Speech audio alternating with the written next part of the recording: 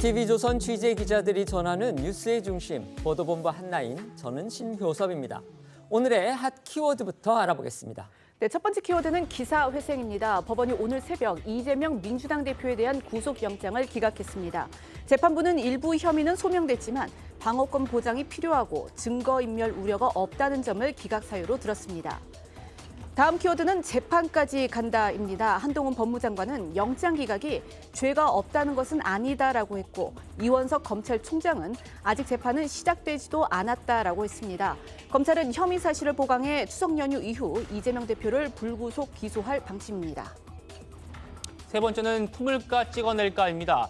기사 회생한 이재명 대표가 자신의 체포동의안에 찬성한 비명계를 포용할지 아니면 축출할지에 따라서 민주당의 내홍 사태의 향방이 달라질 것으로 보입니다. 비명계는 이 대표의 사법 리스크는 여전히 남아있다고 주장했습니다. 네 번째는 빗속 행진입니다. 윤석열 대통령이 어제 서울 광화문 일대에서 펼쳐진 건군 75주년 국군의 날 기념 시가 행진에 참여했습니다. 비가 내렸지만 우산이나 우비를 착용하지 않고 국군 장병, 시민들과 함께 걸었는데 현직 대통령이 군 시가 행진에 직접 참여한 건 이번이 처음입니다. 다음 키워드는 전단은 무죄입니다.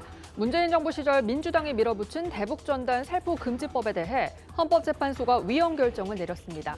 헌재는 김여정 하명법이란 비판을 받아온 이 법률에 대해 표현의 자유를 지나치게 침해한다고 판단했습니다. 법원이 구속영장을 기각하면서 이재명 사법처리 정국이 새로운 국면을 맞게 됐습니다.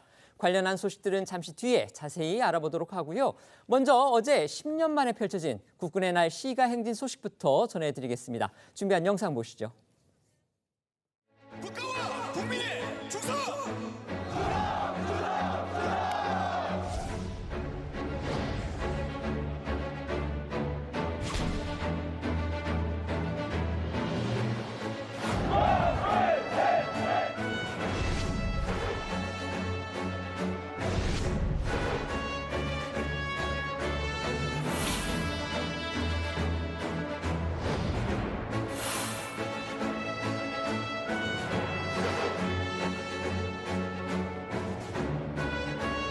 주시 좀 해줘서 우리 국군의 위대함? 약간 그런 걸 좀 계속 알려줬으면 좋겠어요.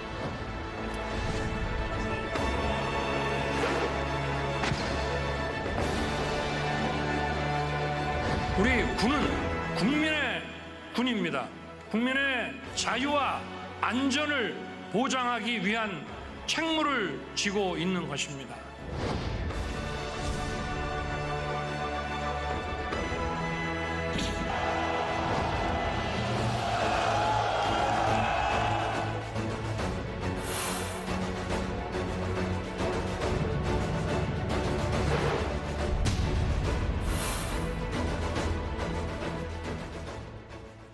어제 서울 도심에서는 10월 1일 국군의 날을 앞두고 대규모 시가 행진이 10년 만에 열렸습니다. 10월 1일이 올해는 이제 추석 연휴 중간에 있었기 때문에 앞당겨서 행사를 가진 건데요.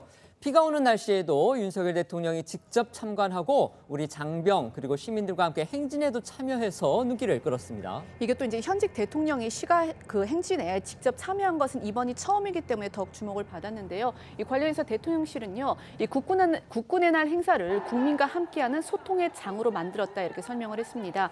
시가 행진은 어제 오후 4시부터 서울 숭례문에서 광화문 사이 구간에서 펼쳐졌고요.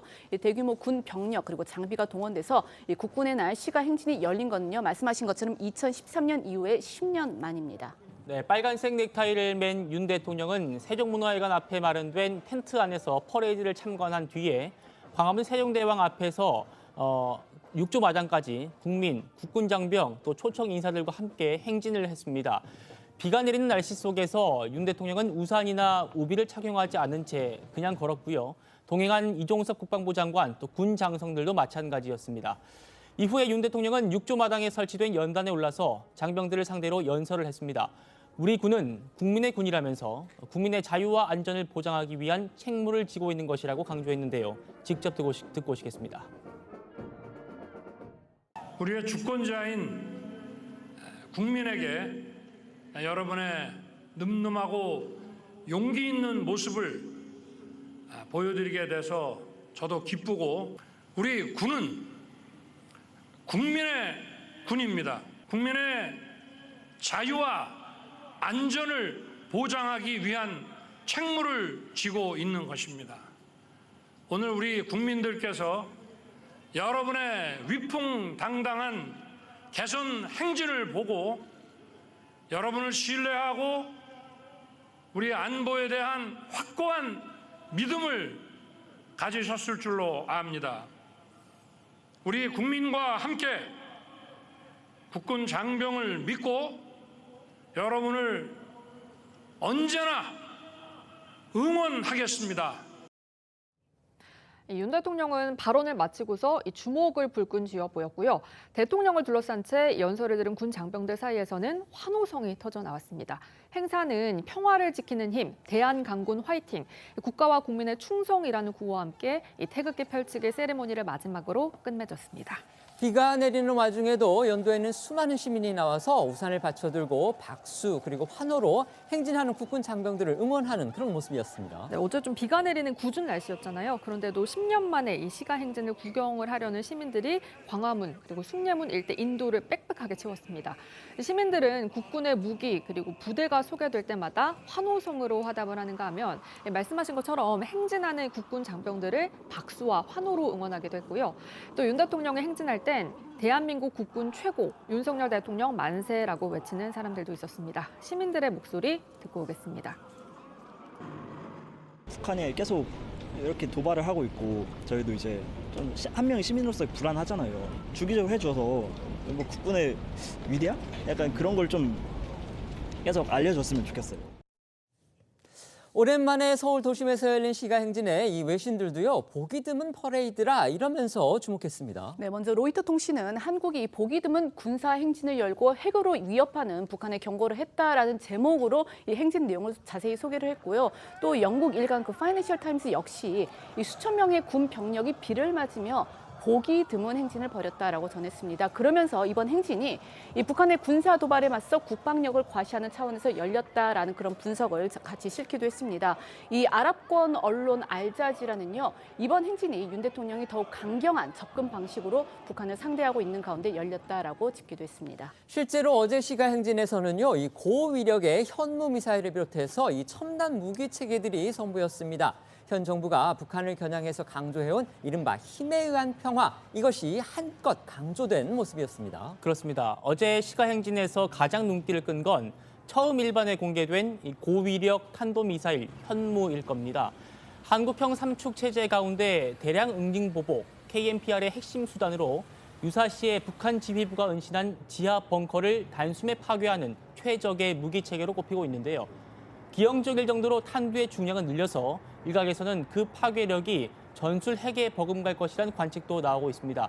다만 어제 공개된 현무가 현무4 계열인지 현무5 계열인지는 군사 기밀상 알려지지 않았지만 현무4도 사거리를 줄이면은 탄도 중량을 최대 5톤까지 늘릴 수 있습니다. 네, 뿐만 아니라 군이 독자 개발 중인 한국형 사드, 장거리 지대공 유도 미사일 LSAM 역시 처음 모습을 드러냈거든요.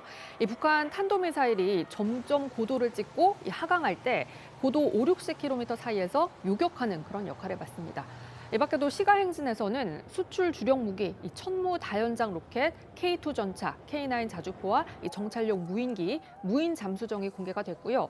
차세대 이지스 구축함, 정조 대왕함은 이 증강현실로 구현이 돼서 주목을 받기도 했습니다. 다만 한국형 초음속 전투기 KF-21은 비가 오면서 아쉽게 참여하지 못했습니다. 유사시 북한에게 대응할 이른바 한국형 삼축 체계의 이 주축 무기들이 대거 어제 동원이 된 건데요.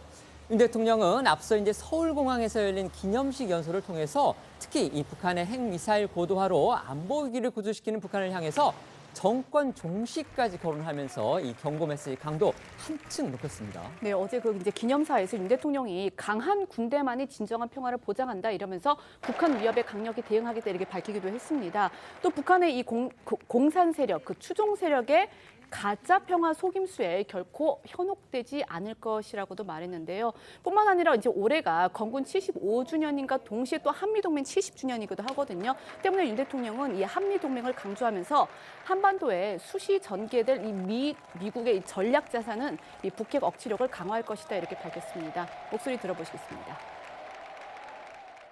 우리 군은 실전적인 전투 역량과 확고한 대비 태세를 바탕으로 북한이 도발해 올 경우 즉각 응징할 것입니다. 북한이 핵을 사용할 경우 한미 동맹의 압도적 대응을 통해 북한 정권을 종식시킬 것입니다. 정부는 굳건한 한미 동맹을 바탕으로 한미일 안보 협력을 더욱 강화하고 우리 국민은 북한의 공산 세력, 그 추종 세력의 가짜 평화 속임수에 결코 현혹되지 않을 것입니다.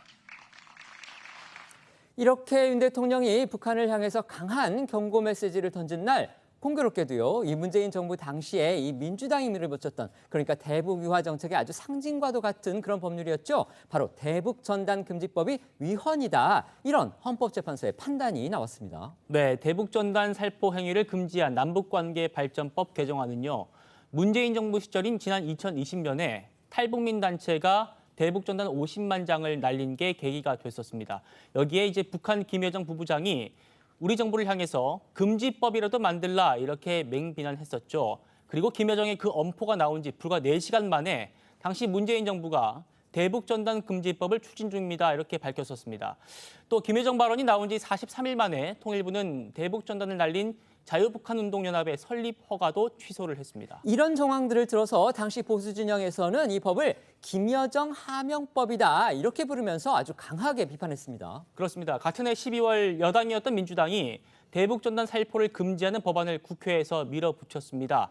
대북 전단 살포가 접경 지역 주민들의 생명과 신체에 위험을 초래하고 남북 관계의 긴장 상황을 조성해서 공익을 해친다는 명분을 들었었죠.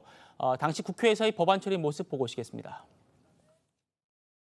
쓰레기들이 저지른 반공화국 비라 살포 행위와 이를 묵인한 남조선 당국의 처사는 추상적인 위화분식으로 어물쩍게 넘어갈 수 있는 문제가 아니다. 우리 위원장 동지를 감히 모독하였으며 동시에 우리 전체 인민을 우롱하는 천하의 망동짓을 꺼리낌 없이 자행하였다. 남북관계 발전에 관한 법률 일부 개정 법률안 대안은 가결되었음을 선포합니다. 이번에 위헌 판결이 난 이 법은요. 군사분계선 일대에서 이 전단 살포 행위를 할 경우 최대 3년 이하 징역 또는 3천만 원 이하 벌금으로 처벌하는 그런 내용을 담고 있는데요. 이 법 조항이 표현의 자유를 침해한다는 취지 그런 헌법 소원이 이어졌습니다. 그리고 헌재가 사건을 접수한 지 2년 9개월 만에 내린 결정, 이 재판관 7대의 위헌이었는데요. 이 위헌 의견의 핵심 이유는 과잉금지 원칙 위반이었습니다. 국민의 생명, 신체 안전을 보장하고 남북 간 긴장을 완화해서 평화 통일을 지향한다는 그런 입법 정당성은 인정이 되지만 목적 달성은 단언하기 어려운 반면에 이 표현의 자유 제한은 매우 중대하다고 지적을 했습니다. 반면에 반대 의견을 낸 김기영, 문형배 재판관은 이런 이유를 들었는데요. 이 접경 지역 주민 안전이라는 중요 법익의 침해 위험을 방지할 대안, 그러니까 동등할 정도로 방지할 대안은 찾기 어렵다 이런 의견을 내놨습니다. 또 현재는 이번 선고에서 이적단체 가입과 찬양 고무 행위를 금지하는 등의 이 국가보안법 조항은 헌법에 위배되지 않는다 이렇게 판단하기도 했는데요. 그러니까 북한을 반국가 단체로 본 이 국가보안법의 전통적 입장 등 이 종전 선례를 바꿀 규범이나 사실 상태에 변화가 있다고 보기는 어렵다 그런 취지입니다. 윤석열 대통령의 연말 정상외교 일정도 발표됐습니다. 11월과 12월에 이 유럽을 찾는다고 합니다. 네, 윤 대통령이 11월에는 영국, 또 12월에는 네덜란드를 각각 국빈 방문한다고 대통령실이 발표를 했습니다. 영국 국빈 방문은요, 양국 수교 140주년을 맞아서 찰스 3세 영국 국왕의 초청으로 성사가 됐습니다. 네덜란드 국빈 방문은요, 빌렘 알렉산더 네덜란드 국왕의 초청으로 이루어졌는데요. 우리 대통령의 네덜란드 국빈 방문은 지난 1961년 양국 간의 수교 이후에 처음이라고 합니다. 북한 정권이 가장 민감하고 감정적으로 반응한 게 바로 이제 우리 탈북민 단체들이 북한을 향해서 보낸 이 대북 전단이었습니다. 지난 문재인 정부에서 이제 정부와 여당이 이 대북 전단 금지법을 만들었고요. 이것에 대해서 당시 보수 진영, 국민의힘은 물론이고요. 보수 진영에서는 이거는 표현의 자유를 제한하는 것이고 너무 북한에 대해서 굽신거리는 그런 굴종적인 법안이다 이렇게 비판을 해왔는데 어제 헌법재판소에서 이 법이 위헌이다 이렇게 판단을 했기 때문에 즉시 효력을 잃게 됐습니다. 우선 헌법적으로 해석을 한번 해주시고 어제의 위헌 판결이 어떤 의미가 있을지 한번 평가해 주시죠. 사실 표현의 자유를 중대하게 침해한다라는 게 위헌으로 판시하게 된 결정적인 원인입니다. 거기에 법적 쟁점이 여러 가지가 있었습니다. 접경 지역에 사는 주민들의 어떤 생명권, 행복 추구권, 그리고 경제활동 보장권이 또 침해되는 측면도 분명히 있고요. 북한 간의 갈등 국면이 강화된다라는 주장도 나왔지만 법원에서는 북한과의 갈등은 이 대북 전단을 발송함으로써 결과라고 보기 어렵고 오히려 그 원인이란 취지로 설시를 했습니다. 그렇기 때문에 침해되는 두 가지 어떤 기본권이 있을 때 침해 최소성이라는 원칙을 견지해야 되는데 이 침해성의 원칙이라는 그 가이드라인에 따를 때 표현의 자유가 지나치게 위축될 수 있다라는 점 때문에 위헌이 나왔고 다만 새겨들을 부분은 반대 의견도 새겨들을 부분은 있는 것 같습니다. 접견 지역 주민들이 직접적인 피해를 입을 수 있는 부분은 또 분명히 존재하기 이제 때문에 보복 공격을 할 그렇습니다. 가능성 그런 부분이죠. 예, 그래서 이런 부분에 대한 어떤 입법적인 보완도 필요해 보입니다. 네, 이제 의원님께는 그런 부분 여쭤보겠습니다. 이게 가뜩이나 지금 남북 간에 긴장이 고조가 돼 있고 지금 남북 관계가 아주 어느 때보다도 경색돼 있는 이런 상황에서 이거 정말 북한 정권이 굉장히 민감하게 받아들일 가능성도 있어 보입니다. 윤석열 정부한테는 또 하나의 어떤 부담이 될 수도 있는데 이런 거 어떻게 뚫어가야 될까요? 민감할 수밖에 없는 게요. 이 대한민국에서 북쪽으로 이렇게 정보가 가는 것이 어떻게 보면은 핵무기보다 더 무서워하는 것 같다라는 인상을 줄 정도로 북한에서 되게 예민하게 그렇습니다. 생각을 하거든요. 그래서 전단을 살포한다 그럴 때 쓰레기들의 광대 노름이다 그러면서 뭐 굉장한 그러한 그 히스테리 반응을 보이면서 당장 전단 금지법이라도 만들라 하자마자 4시간 만에 이거 추진합니다라고 문재인 정부가 말을 하는 바람에 굉장한 빈축과 비판을 받았던 사례입니다. 그리고 이미 말씀하셨듯이 표현의 자유를 엄청나게 제약하는 데다가 과잉 금지의 원칙에도 반하는 그래서 이제 헌법재판소에서는 이것에 대해서 위헌 결정을 내렸는데 문제는 현실적으로 있습니다. 접경 지역에서 이러한 것을 살포할 경우 북한은 보복하겠다라는 걸 분명하게 얘기하고 있거든요. 그렇기 때문에 접경 지역 주민들의 신체와 생명의 안전이라는 차원에서 그렇고요. 그동안에 또 전단 살포의 현실적인 문제를 좀 말씀을 드리자면 사실 전단은 살포하면은 이게 방향으로 볼 때 북쪽을 향해서 바람이 불어야 되는데 그렇죠. 대체로 이 남쪽으로 오기 때문에 실질적인 효과가 있느냐의 문제가 있고요. 또 대한민국이라든지 그 다른 나라에서 어떤 그 일이 벌어지는지에 대해서 북한 주민에게 알려주고 그들이 알 권리가 있는 것은 분명한데 그 내용이 때로는 상당히 그 권력자들을 지나치게 자극을 함으로써 실질적으로 그것 때문에 오는 부작용이 있었던 것도 사실입니다. 그러나 자유민주주의 국가에서 표현의 자유를 인정하는 것은 지극히 자연스러운 일이고 그렇기 때문에 현실적으로 그 접경 지역의 안전이라든지 또 내용이라든지 효과라든지 또 그 전단을 살포하는 시민단체가 여러 경로를 통해서 후원을 받는데 후원금이 또 적절하게 처리되는지라든지 뭐 이런 부분을 잘 살펴보면서 그 표현의 자유가 향유되도록 한다면 그렇다면 북한이 아무리 반발을 한다 하여 그 북한의 반발 때문에 표현의 자유를 막을 수는 없는 일이니까요. 그런 면에서 운영의 묘가 필요할 것 같습니다. 네. 구속의 기로에서 돌아온 민주당 이재명 대표 이야기 해보겠습니다. 우선 법원의 판단이 나온 오늘 새벽 상황부터 전해주시죠. 네, 법원이 오늘 새벽 그러니까 2시 20분쯤 이재명 대표에 대한 구속영장을 기각했습니다. 이 대표에 대한 피의자 신문이 어제 오전 10시부터 9시간 넘게 이뤄졌고요. 심사를 마친 이 대표는 어젯밤 8시 반쯤 서울구치소로 가서 결과를 기다렸습니다. 이 대표는 이 법원의 판단이 나온 지 1시간 반 정도 뒤인 오늘 새벽 3시 50분쯤 이 구치소 앞에 모습을 드러냈는데요. 보시는 것처럼 이 대표는 휠체어를 타고 나왔고 구치소 앞에서는 다시 지팡이를 짚고 이 마중 나온 민주당 의원들과 일일이 악수를 나눴습니다. 구속영장이 기각이 되면서 이 대표는 조만간 당무에 복귀할 것으로 보이는데요. 오늘 새벽 이 대표의 목소리 그리고 구치소 앞 분위기 영상으로 보시겠습니다. 이재명 대표 구속영장 기각!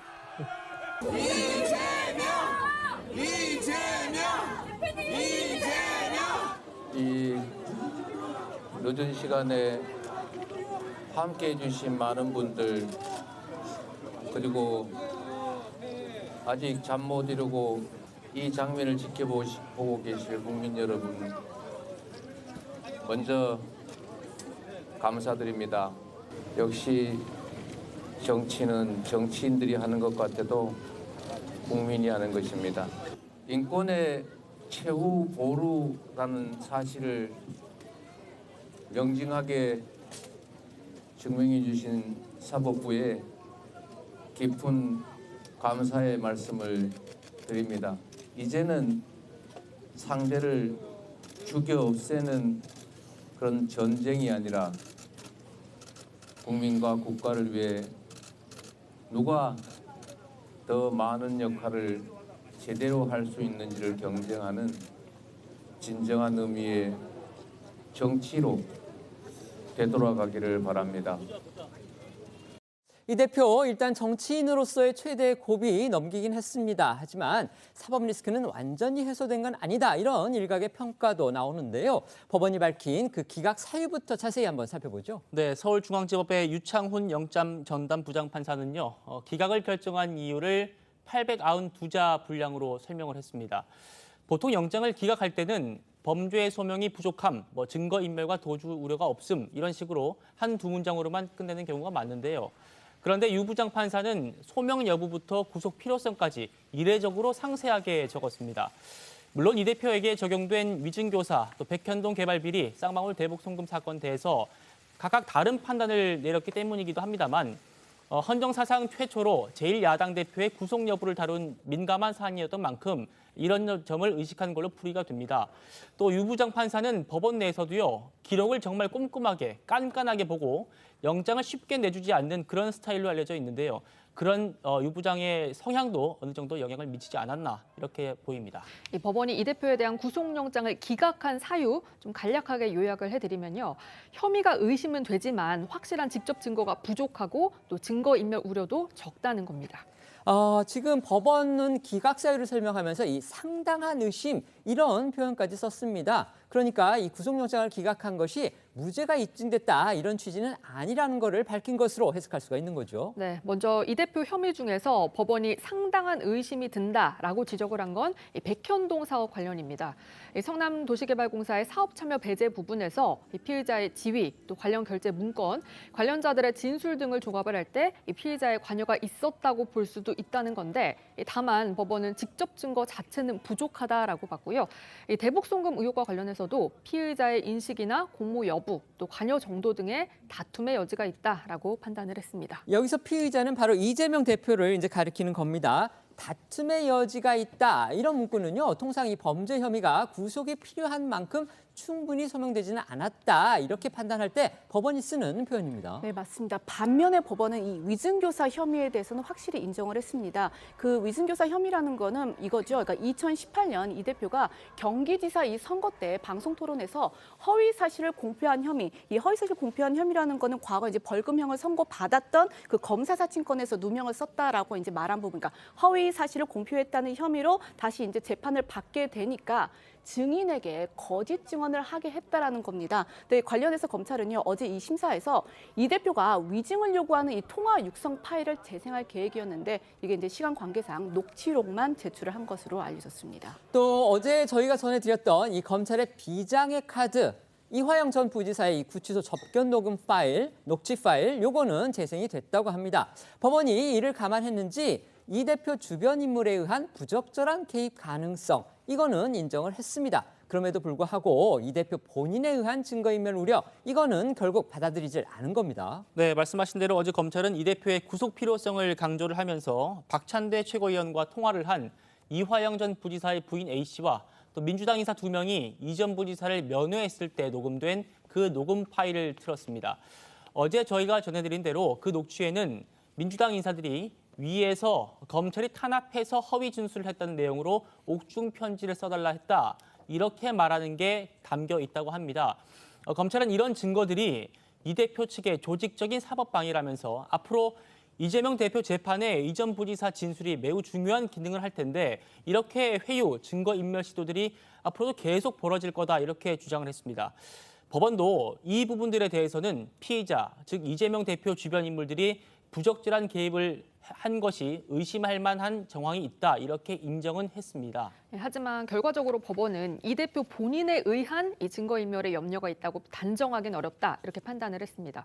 검찰이 제시한 증거인멸 정황에 이 대표가 직접 개입했다라고 볼 증거가 부족하고 다른 재판에 출석하고 있는 이 대표 상황, 또 이 대표가 정당의 현직 대표로서 공적 감시, 비판의 대상인 점을 감안할 때 증거인멸의 염려가 있다고 단정하기는 어렵다라는 건데요. 또 법원은 혐의가 소명됐다고 본 위증교사 사건에 대해서는 현재까지 확보된 인적, 물적 자료에 비춰 증거인멸에 염려가 있다고 보기는 어렵다고 밝혔습니다. 이는 검찰이 이 사건과 관련해서는 이미 충분한 증거를 확보하고 있어서 이 대표가 증거를 없앨 그런 우려는 없다라고 본 것으로 해석이 됩니다. 결국 그러니까 이제 백현동 사건이라든지 대북 송금 사건과 관련해서 이 대표로 연결되는 직접 증거, 그러니까 이 대표를 꼭 구속해야 할 그 필요성을 확실히 굳힐 만한 이른바 스모킹건이 없었다 이렇게 볼 수가 있는 겁니다. 구속을 자신했던 정말 구속영장 기각은 생각하지도 않고 있다고 이렇게 얘기를 했던 검찰로서는 당혹스러운 결과가 아닐 수가 없게 됐습니다. 예, 검찰은요 법원의 이 기각영장 기각이 결정된 이후에 납득하기 어렵고 매우 유감이다 이런 입장을 밝혔습니다. 이 법원이 위증교사 혐의가 소명되었다고 인정을 하고 또 백현동 개발 비리에 피의자의 관여가 있었다고 볼 만한 상당한 의심이 있었다 이렇게 말했으면서도 이 대북 송금 관련 피의자의 개입을 인정한 이화영 진술을 근거로 다툼의 여지가 있다고 한 판단을 납득하기가 어렵다고 했고요. 또 이 위증교사 혐의가 소명됐다는 건 증거인멸을 현실적으로 했다는 것임에도 이 증거인멸 염려가 없다고 또 판단을 하고 이 주변 인물에 의한 부적절한 개입을 의심할 만한 정황들을 인정하면서도 증거인멸 염려가 없다고 하는 것은 결국에는 이제 앞뒤가 모순됐다 이런 이제 주장을 한 겁니다. 이어 검찰은 앞으로도 보강수사를 통해서 이 법과 원칙에 따라 흔들림 없이 실체 진실을 규명해 나가겠다고 덧붙였습니다. 오늘 오전 이원석 검찰총장의 이야기 들어보시겠습니다. 법원의 영장 재판 결정과 그 근거에 대해서는 검찰과 상당한 견해 차이가 있는 것으로 보입니다. 다만 범죄 입증, 소명에 대해서는 법원에서도 이를 인정함에도 정당 대표라는 지위에서 방어권을 보장해주는 주안점을 둔 것이 아닌가 그렇게 생각하고 있습니다. 영장 재판은 죄가 있고 없고를 따지는 본안 재판이 아닙니다. 아직 재판은 시작되지도 않았고 저희가 보강에서 수사할 부분을 잘 찾아서 범죄에 상응하는 합당한 처벌이 이루어지도록 최선을 다하겠습니다. 이원석 총장도 잠깐 이제 언급을 했지만요. 검찰 내부에서는 이 정당 대표라는 그 이 대표의 지위가 법원의 판단에 영향을 미치지 않았느냐 이런 비판적인 그런 시각도 나오고 있다고 합니다. 그렇습니다. 앞서 전해드렸듯이 법원은 기각 사유 중에 하나로 이 대표가 정당의 현직 대표로서 공적 감시와 비판의 대상인 점 등을 감안했다 이렇게 밝혔었죠. 이를 두고 검찰 내부에서는 그러면 정치적으로 고려를 했다는 말이냐 이렇게 반발이 터져 나왔습니다. 조금 전에 서울중앙지검 관계자가 경기도지사 시절에 공직선거법 위반 사건에서 실제로 위증교사가 이루어져서 증거인멸이 현실화했고 또 수사 과정에서 동일한 방식으로 담당 공무원 회유 정황도 확인됐다면서 현직 정당 대표 신분을 증거인멸 우려의 배척 근거로 삼는 건 사법적 관점에서는 받아들이기 어렵다고 밝혔습니다. 검찰은 또 법원이 인정한 위증교사 혐의와 관련해서 무죄를 받기 위해 허위 프레임을 만든 다음에 자신의 직위를 이용해서 허위 증언을 강요했고 또 무죄까지 선고받은 매우 심각한 이 사법 방해 사건이라고 하면서 이 사안의 심각성을 고려할 때도 당연히 구속영장이 발부돼야 한다라고 강조를 했습니다. 그러면서 법원이 이 대표가 대북 송금 과정에 관여했다는 취지의 이화영 전 부지사 진술의 임의성, 그러니까 강제성이 없다라는 진술임을 인정했다는 점을 들어서 위증교사뿐만이 아니라 백현동 사건, 또 대북송금 사건 혐의도 사실상 소명된다는 판단을 받은 거다라고 주장을 한 것으로도 전해졌습니다. 검찰 영장은 기각이 됐지만 이제 그런 여러 가지 이유 등을 근거로 해서 여전히 이 자신감을 내비치고 있습니다. 한동훈 법무부 장관도 오늘 이 법원의 판단이 죄가 없다는 건 아니다 이런 입장을 밝혔습니다. 그렇습니다. 한동훈 장관은 구속영장 기각 결정이 이 대표의 죄가 없다는 뜻은 아니다라면서 영장 결정은 범죄 수사를 위한 중간 과정일 뿐이다 이렇게 말했습니다. 또 무리한 수사였다는 그런 비판에 대해서는 관련 사안으로 21명이 이미 구속이 됐다면서 무리한 수사란 말에 동의할 국민들이 얼마나 계실지 모르겠다 이렇게 답했습니다. 한 장관 목소리 직접 들어보시죠. 구속영장 결정은 범죄 수사를 위한 중간 과정일 뿐이고 이번 이 대표에 대한 결정도 그 내용이 죄가 없다는 내용이 아닙니다. 검찰이 그간 절차에 따라서 공정하게 수사해왔고 앞으로도 그렇게 할 것이라고 생각합니다. 영장 기각으로 야권에서 이제 무리한 수사였다 이런 비판이 나오고 있는데 제가 체포동의안 설명에도 말씀드렸다시피 관련 사안으로 21명이 구속됐습니다. 무리한 수사라는 말을 동의하실 만한 국민들이 얼마나 계실지 모르겠습니다. 홍상 사건에 따라서 사건에서도 뭐 중간에 영장 기각되는 거 많이 보셨잖아요. 뭐 그런 정도입니다. 흔들림 없이 수사할 것이라고 생각합니다. 대통령실은 공식 입장이 없다고 밝혔습니다. 오늘 오전 한 대통령실 관계자는 개별 사안, 특히 수사 재판과 관련해서는 언급하지 않는다고 말을 아꼈고요. 언론 보도에 따르면 윤석열 대통령 역시 이 기각과 관련해 특별한 언급은 하지 않은 걸로 전해졌습니다.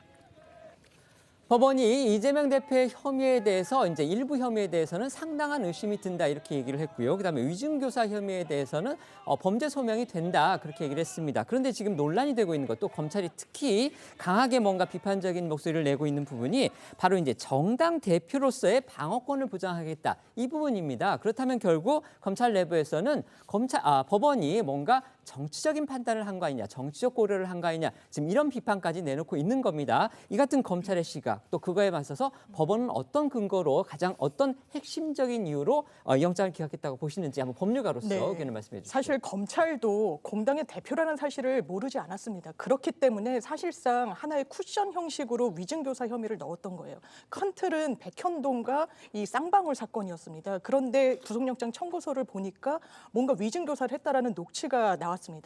검찰은 이 혐의에 대해서 유죄를 받는 게 최종 목표가 아니었을 겁니다. 증거인멸을 할 사람이라는 걸 법원에 어필하고 싶어서 그 혐의를 넣었다고 보는 게 합당할 겁니다. 그런데 녹취가 있었고 저는 개인적으로 그 부분도 녹취를 내용을 따져보면 위증교사가 될까 의문이 드는 부분은 있지만 법원은 일단 소명이 됐다라고 봤습니다. 그 사실은 비교적 이 전체 백현동과 쌍방울 사건에 비해서는 좀 마이너합니다. 이것만으로 구속영장을 발부하기는 어렵다는 거죠. 그걸 알기 때문에 검찰도 증거인멸에 상당히 공을 들였던 겁니다. 그렇기 때문에 법원이 마치 정치적 판단을 한 것처럼 한다. 그런 식의 비판을 하면 사법부 민주주의가 훼손될 수밖에 없고요. 이건 정확하게 진단하면 이렇습니다. 검찰로서는요. 완패를 했다고 볼 수밖에 없습니다. 이재명 대표가 사실 정치적 생명의 갈림길에 있었죠. 그때 기각이 되더라도 범죄 상당성이 소명됐지만 도주 우려나 증거인멸의 우려가 없다라고 판단받았으면 정치적 부담이 계속됐을 텐데 법원의 판시는 정확하게 이렇습니다. 백현동 물음표가 쳐진다는 거예요. 이재명이라는 사람이 직접 관여했다라고 볼 증거가 부족하다는 겁니다.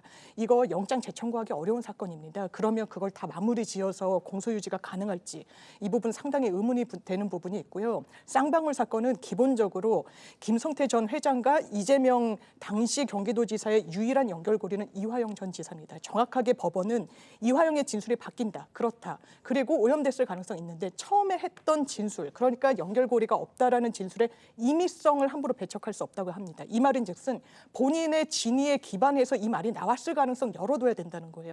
그렇다면 사실 공소유지가 상당히 흔들릴 수도 있는 판단을 일단 1차적으로 받았다는 점에 대해서는 이론의 여지가 없습니다. 네. 이제 변호사님은 그렇게 말씀을 하셨지만 이제 저희가 또 객관적인 입장에서 그 기각 판결 입장문을 보면은 어쨌든 저희 기자들이 여러 부분에서 좀 소개를 해드렸듯이 어쨌든 의심스럽다는 부분 또 상당한 의심이라는 표현이 분명히 있고요. 그 다음에 지금 그 이화영 전 부지사의 그 진술에 대해서도 임의성은 인정할 수 있다. 그러니까 검찰에서의 진술이라는 게 결국은 이화영 전 부지사가 당시에 이재명 대표한테 보고를 했다. 그 부분에 대한 임의성은 인정이 되고 그것에 대해서 증거 능력을 인정할지 여부는 재판을 통해서 나중에 확인하면 된다. 이렇게까지 했기 때문에 저는 지금 변호사님 생각하고 개인적으로는 조금 다른데요. 어쨌든 이런 부분들의 근거를 해본다면 아까 저희 기자도 말씀을 드렸지만 이재명 대표의 사법 리스크가 완전히 해소가 됐느냐. 이번에 영장 기각으로 이재명 대표는 과연 그 혐의들을 벗어날 수 있게 되는 것이냐. 이 부분에 대해서는 의문점이 있다. 이런 지적도 만만치가 않습니다. 어떻게 개인적으로 평가하십니까? 그거는 지극히 당연한 얘기죠. 지금 이제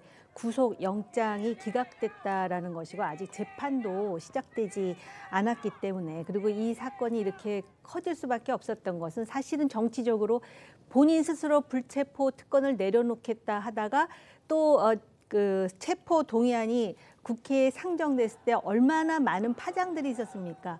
그리고 어떤 식으로든 부결해달라는 메시지까지 전달했는데 또 이게 극적으로 가결이 되는 상황이었기 때문에 그런데 또 한 번 극적으로 이 영장이 기각되다 보니까는 이 파장은 판사는 본인 스스로 사법적 논리로 결단을 내렸겠지만 이 정치적 파장이 얼마나 큰지는 참 가늠하기도 어렵습니다. 그러나 이미 말씀하셨듯이 판결이 아직 난 상황은 아닌데요.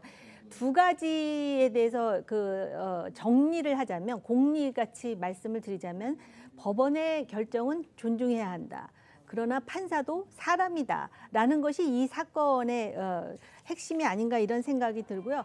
방어권 보장이라는 측면하고 증거인멸의 우려가 있다는 그 차원에서 상당히 고민을 한 흔적은 있습니다. 그리고 자신은 사법적 논리로 판단을 했지만 조금 전에 말씀드렸듯이 이 정치적 후과가 만만치 않을 거라는 거는 우리가 다 예상할 수 있는 것이고요. 그런데 이 과정에서 판사가 두 가지를 질문했다는 거 아닙니까? 정당 대표가 구속된 사례가 있는가? 또 하나는 지자체장이 소위 그 산하 공공기관의 어떤 일정 정도의 영향력을 휘둘렀을 때 배임이라는 죄가 적용된 사례가 있는가. 실제로는 그 산하 공공기관이 독립된 기관이기 때문에 배임 자체가 성립될 수 없다라는 주장을 이재명 대표의 변호사 측에서 했다라는 것이거든요.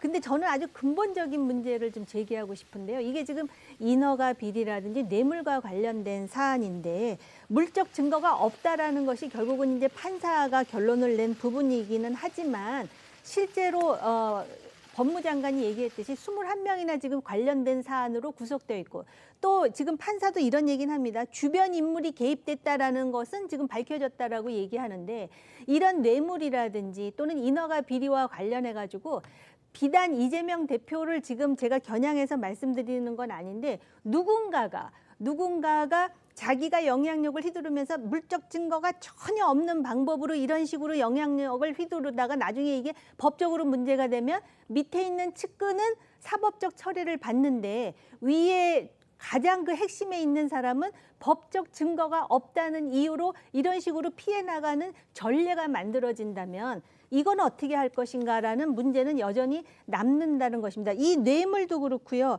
인허가 비리도 그렇고 물적 증거를 찾기가 간단한 일은 아닌데 단지 검사들이 사실 오랫동안 찾았는데 그것이 이제 밝혀지지 않았다라는 부분에서는 홍준표 시장도 그 말을 하던데 그거는 좀 안타깝게 생각합니다. 네. 이재명 대표 일단 어쨌든 사법적인 구속 수사 위기 요거는 넘겼습니다. 그렇지만 아까도 말씀드렸듯이 이 사법 리스크가 완전히 해소됐다 이렇게 보기는 어렵다는 게 또 중론입니다. 검찰의 기소가 확실시되면서 우선 당장 이 법정에 나가야 하는 날이 지금보다 훨씬 더 많아지게 됐습니다. 네, 검찰은 추석 연휴 이후에 이재명 대표를 불구속 기소해서 법정 다툼을 이어갈 방침인데요. 앞서 전해드린 대로 법원이 이 대표의 이 위증교사 의혹에 대해서는 혐의가 소명된다 이렇게 이제 판단을 한 만큼 기소 시에도 이제 검찰에서는 이 부분을 강조할 것으로 보이고요. 그리고 이 백현동과 쌍방울 대북 송금 의혹의 경우에는 법원에서 직접 증거가 부족하다, 다툼의 여지가 있어 보인다 이렇게 이제 판단을 한 만큼 아무래도 이제 검찰은 증거 보강에 나설 것으로 보입니다. 이 관련해서 한동훈 법무부 장관은요, 범죄 수사는 진실을 밝혀서 책임질 사람이 책임지게 하는 것이다 이렇게 이제 밝혔는데 그러면서 이 영장 기각으로 검찰의 수사 동력이 떨어지지 않겠느냐 이런 우려에 대해서는 일축을 했습니다. 들어보시겠습니다. 이 대표 관련 남은 수사는 어떻게 될까요? 말씀드렸다시피 영장 결정은 이 범죄 수사를 위한 중간 과정에 불과합니다.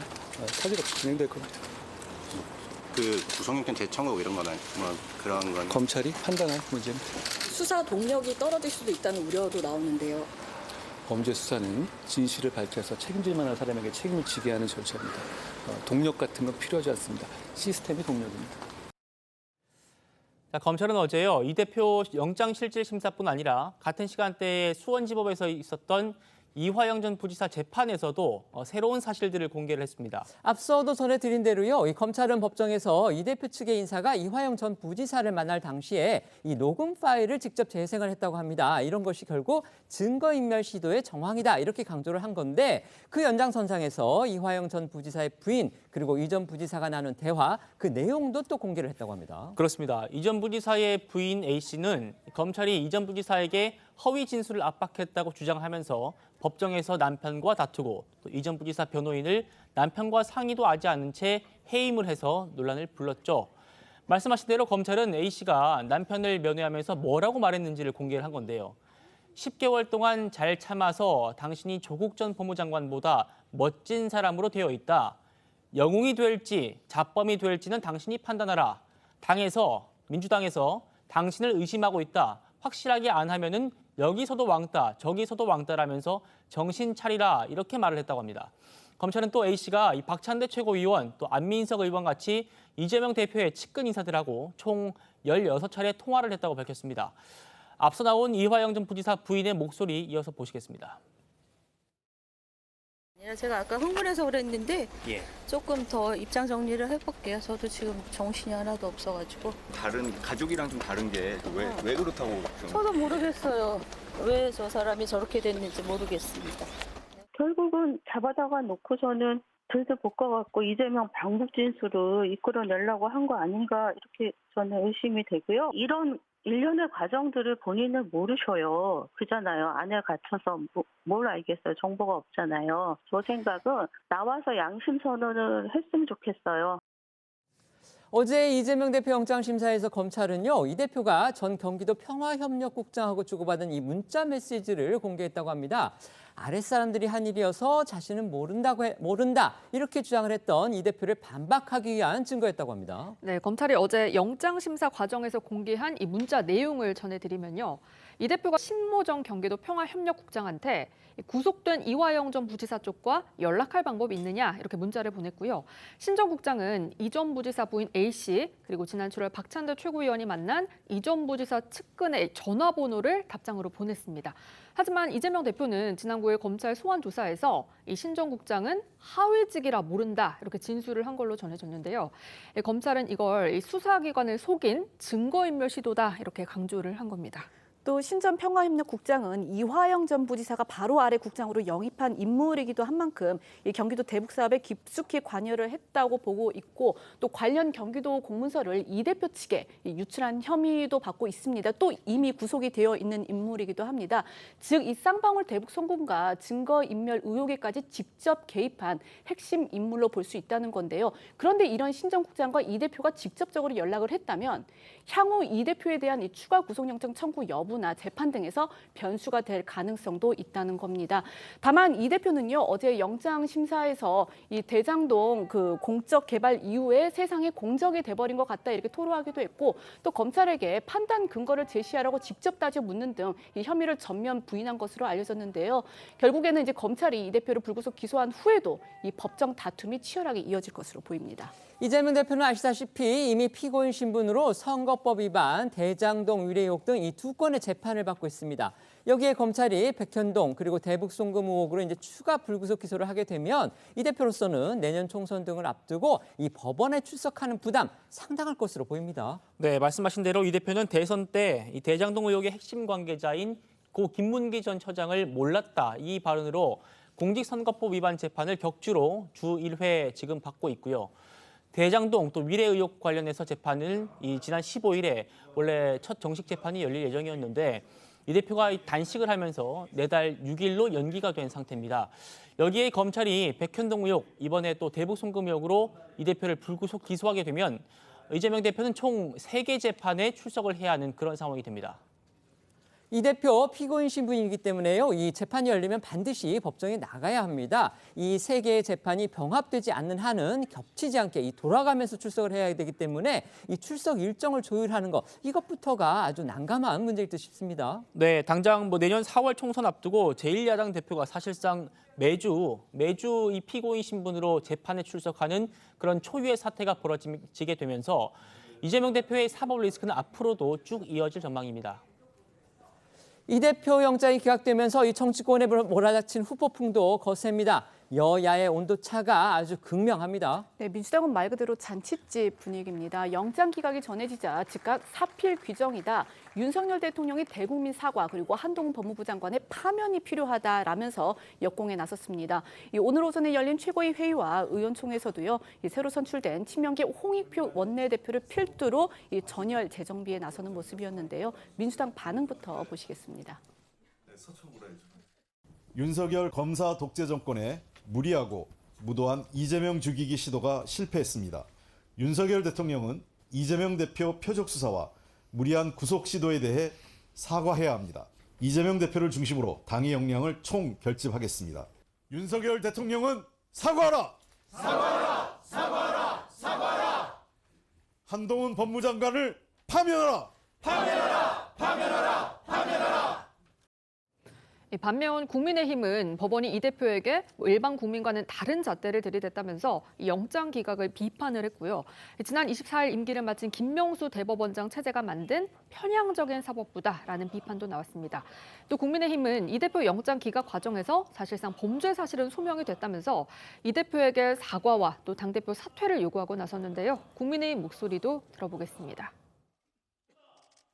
흩어진 양심을 가까스로 모아서 바로 세운 정의가 맥없이 무너져 버렸습니다. 김명수 체제가 만들어 놓은 편향적 사법부의 반국민적, 반역사적, 반헌법적 결정에 의해 질식당해버리고 말았습니다.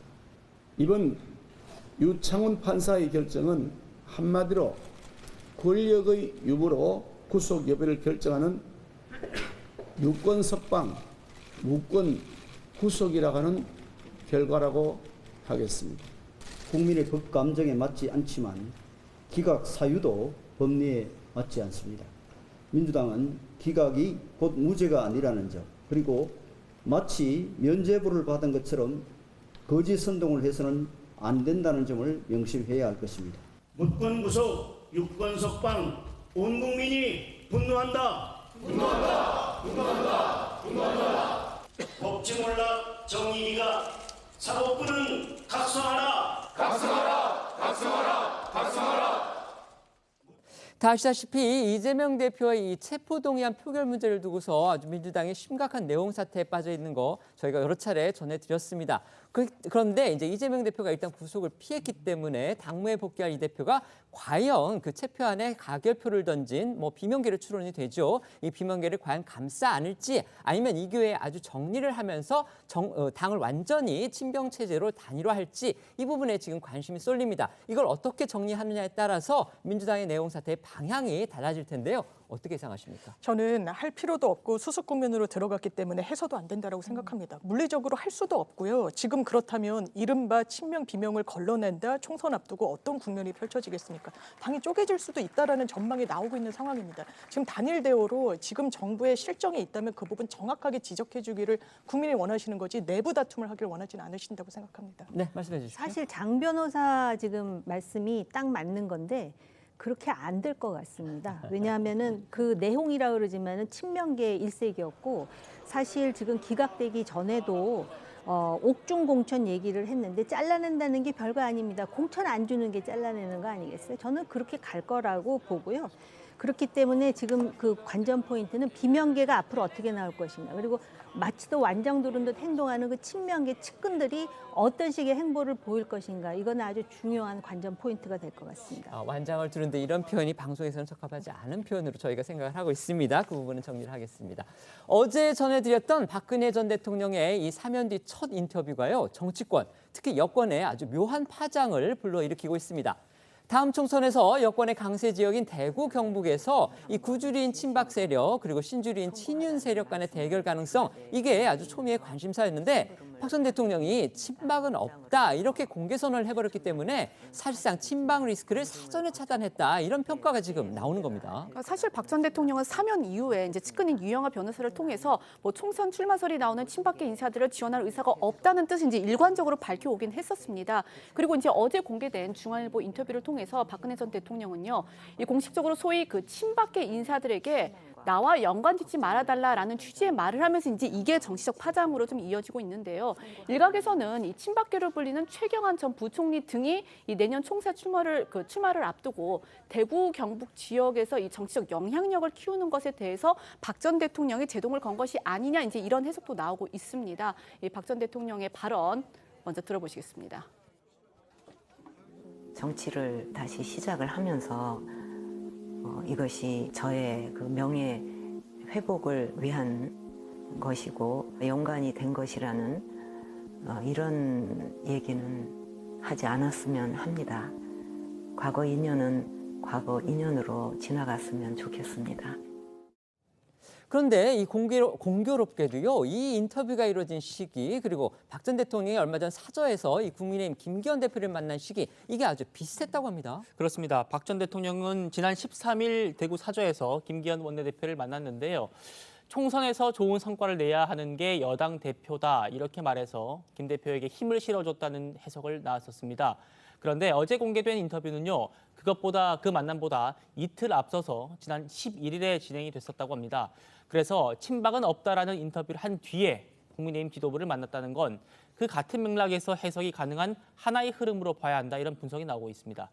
결국 박 전 대통령이 총선 때마다 보수 진영의 공천 갈등이 폭발하는 대구 경북 즉 TK에서의 공천 잡음 소지를 미리 차단해서 국민의힘 더 정확하게는 윤석열 대통령의 부담을 줄여주려 하는 거 아니냐 이런 얘기가 나오고 있습니다. 실제로 어제 인터뷰에서는요. 여전히 탄핵 무효를 주장하고 있는 우리공화당을 향한 당부도 있었습니다. 박 전 대통령은 우리공화당이 탄핵 무효를 주장하면서 고생을 많이 한 걸 잘 안다면서도 선거에 나서면서 내 사진 내걸고 나의 명예 회복을 위해 출마하는 거다라는 얘기는 더 이상 하지 않았으면 한다. 이렇게 거듭 강조를 했습니다. 여러 차례 제기되는 질문입니다. 이 같은 입장 표명이 과연 내년 총선에서 박 전 대통령이 일절 역할을 하지 않겠다는 의미인지 바로 이 부분이 이제 궁금해지는 겁니다. 그러니까 박 전 대통령이 어제 인터뷰에서 내년 총선에는 별다른 계획이 없다라고 부인은 했지만 아무래도 측근인 유영하 변호사에 대한 지원은 하지 않겠느냐 이제 그런 관측이 나옵니다. 그러니까 뭐 박 전 대통령이 최근에 대구 그 현풍시장을 찾았을 때도 유영하 변호사 동행을 했고 또 지난해에는 박 전 대통령이 이 대구시장 선거의 예비 후보로 나선 유영하 변호사의 후원회장을 맡았었죠. 당시 이제 지지 의사를 밝혔던 만큼 이 내년 총선에 유 변호사가 출마를 할 경우에는 지지 발언이나 선거 운동 등을 도울 가능성은 남아 있습니다. 또 박 전 대통령이 인터뷰를 통해서 이 자신의 탄핵 사태와 관련해 국민께 사과한 것도 혹시 앞으로 이뤄질지도 모를 이 정치적 후원 활동을 위한 포석이라는 그런 해석도 나오고 있는데요. 박 전 대통령 사과 발언 다시 한번 들어보시겠습니다. 주변을 잘 살피지 못해서 맡겨주신 직분을 끝까지 해내지 못하고 많은 실망과 걱정을 드렸던 점에 대해서는 다시 한번 진심으로 송구하다는 말씀을 드립니다. K스포츠재단 또 미르재단 이사진을 최 원장으로부터 추천받은 것은 사실이지만 검증을 거쳤고 그게 크게 문제가 될 거라고는 생각지 못했습니다. 하지만 이 모든 게 주변을 제대로 관리하지 못한 제 불찰이라 정말 국민 여러분께 진심으로 사과의 말씀을 드립니다. 이처럼 박 전 대통령이 윤석열 대통령 그리고 국민의힘 쪽으로 힘을 몰아주는 그런 분위기여서인지 여당은 이번 인터뷰에 대해서 긍정적인 반응을 내놨습니다. 네, 국민의힘에서는 이런 박 전 대통령의 움직임에 좀 안도하는 그런 분위기입니다. 윤재호 원내대표는 어제 내년 선거와 관련해서 박 전 대통령이 분명한 입장을 밝혀서 혼란이나 혼선이 생기지 않게 정리된 말씀을 해주셨다고 생각한다라고 평가를 했고요. 이 대국민 사과 메시지 역시 긍정적으로 평가했습니다. 윤 원내대표 발언 들어보겠습니다. 검증을 거쳐 절제되고 품격 있게 본인의 입장을 밝히셨다고 느꼈고요. 내년 선거와 관련해서도 혼선이 생기지 않도록 정리된 말씀을 해 주셨다고 생각을 합니다. 불필요한 그 논란을 야기할 부분은 말씀을 자제하신 걸로 느꼈고요. 이런 그 인터뷰를 통해서 점차 국민들과의 접촉을 편안하게 하실 것으로 이렇게 예상은 됩니다. 네. 반면 야권 인사들의 평가는 달랐습니다. 민주당 윤재관 정책위 부의장은요, 한 방송 인터뷰를 통해서 박 전 대통령의 현실 인식이 아직도 국민 눈높이와 맞지 않는 것 같다면서 이 실망스러운 사과였다 이렇게 비판을 했습니다. 대통령실에서도 박 전 대통령 인터뷰에 대한 그 반응이 있었다고 하죠. 그렇습니다. 중앙일보는 대통령실의 핵심 관계자를 인용해서 박 전 대통령이 탄핵 등에 대해서 진솔한 마음을 담아서 사과한 게 인상적이라고 전했습니다. 또 이번 인터뷰를 시작으로 박 전 대통령의 활동 폭도 넓어질 것으로 보인다 이렇게 덧붙였습니다. 앞서 윤석열 대통령이 김기현 대표를 통해서 박 전 대통령을 한번 모시고 싶다 이런 말을 전했던 적이 있습니다. 그 당시에 이제 박근혜 전 대통령도 긍정적인 반응을 보인 걸로 그렇게 저희가 전해 들었는데 따라서 결국 이 활동 폭도 넓어질 것 같다 이런 대통령실의 말이 뭔가 의미가 있는 것으로 그렇게 들립니다. 그렇습니다. 박 전 대통령도 어제 공개된 인터뷰에서 국정농단 특별검사 수사팀장이었던 윤 대통령이 보수 정권 대선 후보로 정권 교체를 한 데 대해서 안도했다라는 말로 긍정적인 평가를 내놨었죠. 이 때문에 향후에 윤 대통령과 박 전 대통령의 회동 성사 여부 그리고 또 그 시기에도 관심이 쏠리는데요. 국정농단 사건 수사 책임자 중 한 명이었던 윤 대통령과 당시 피의자 신분이었던 박 전 대통령이 총선을 앞둔 시점에서 만난다면 이 보수층에서는 역사적인 화해 또 재해석으로 받아들여질 수 있다는 그런 분석이 나오고 있습니다. 박근혜 전 대통령의 인터뷰를 보고서 공개적으로 실망감을 표시한 사람도 있었습니다. 바로 국정농단 사건의 주범으로 지금 감옥에 있는 최서원, 즉 최순실 씨의 딸 정유라 씨인데요. 박 전 대통령 인터뷰와 관련해서 엄마는 의리를 지켰다 이런 글을 올렸습니다. 네, 정유라 씨는 어제 자신의 SNS에 이렇게 올렸습니다. 저희 어머니는 끝까지 박 전 대통령께 대한 의리를 지켜왔고 제게도 재산을 뺏겨 굶어 죽어도 감옥에서 늙어 죽어도 끝까지 박 전 대통령에 대한 신의는 저버릴 수 없다고 했다고 전했습니다. 그러면서 앞으로도 끝까지 박 전 대통령을 향한 신의를 지킬 것이라고 강조를 했는데요. 이런 발언은 아무래도 어제 이제 인터뷰에서 나온 박 전 대통령의 발언, 즉 대통령이 되기 전에 한 번도 최서원 씨가 자신을 이용해서 사적인 이속을 챙긴다거나 이권에 개입하거나 한 적이 없었기 때문에 사심 없이 저를 도와주는 사람으로 생각을 했고 이 모든 게 결국은 주변을 제대로 관리하지 못한 제 불찰이다 이렇게 이제 말한 것을 두고 정유라 씨가 서운함을 내비친 것으로 보입니다. 또 정유라 씨는요, 박 전 대통령 이번 인터뷰를 두고서 이 또한 제가 감내해야 할 거라고 생각을 하니까 이해하고 받아들이나 많은 친박 여러분이 서운하실 수 있다고 생각한다라고도 말을 했습니다. 정유라 씨는 아스팔트에서 가족 친지한테 외면당하면서 박 전 대통령님 석방을 외친 건 후광을 얻고자 함이 아니라 그 전부터 대통령님을 위하고 존경하는 마음 하나로 싸워온 걸 부디 알아주셨으면 좋겠다라고 적었습니다. 박근혜 전 대통령이 언론 인터뷰에서 친박은 없다 이렇게 공개 선언을 하니까요. 국민의힘 윤재옥 원내대표가 아까 저희가 전해드렸지만 내년 선거와 관련해서 박 전 대통령이 분명한 입장을 밝혀서 혼란이나 혼선이 생기지 않도록 정리된 말씀을 해줬다 이렇게 화답했습니다. 윤 원내대표의 이런 발언 어떤 의미를 담고 있을까요? 그대로인 것 같습니다. 저도 인터뷰를 보면서 그런 생각을 했는데 사실은 4년 전 총선에서도 박근혜 전 대통령이 보수가 분열하지 말고 연대해서 단합해야 된다라는 메시지를 분명히 전한 바가 있습니다. 그렇기 때문에 보수가 어떤 식으로든 갈라지게 되면 국정 운영도 그렇고 총선에서도 그렇고 그런 부분에 대한 염려와 우려 그리고 보수에 대한 애정을 이런 식으로 표출할 것이 아닌가 이런 생각이 들고요. 그래서 당 지도부도 박근혜 전 대통령을 방문한 것이 아닌가라는 해석이 가능할 것 같고요. 특히 여기 내용을 보면은 실제로 윤 대통령이 보수 정권 대선 후보로 정권 교체를 한 데 대해서 안도했다는 말을 했다는 거잖아요.